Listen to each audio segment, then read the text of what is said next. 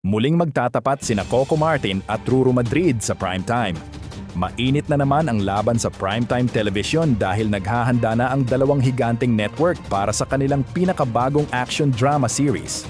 Sa panig ng ABS-CBN, muling makakasama ni Coco Martin ang kanyang real-life partner na si Julia Montes sa inaabangang seryeng Sigabo.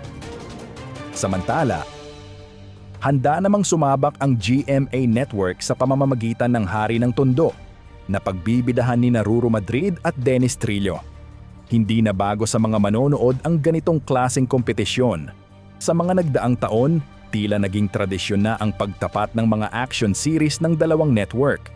Naalala ng marami ang naging banggaan ng Lolong at ang Probinsyano, pati na rin ang paghaharap ng Black Rider at Batang Quiapo. Sa bawat pagtatapat, hindi lamang ratings ang pinag-uusapan kundi pati ang kalidad ng kwento, aksyon at pagganap ng mga bida.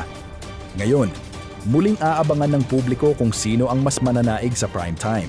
Magtatagumpay kaya ang tambalan ni Coco Martin at Julia Montes sa Sigabo o mas tatatak sa mga manonood ang aksyon ni Ruru Madrid at Dennis Trillo sa Hari ng Tondo.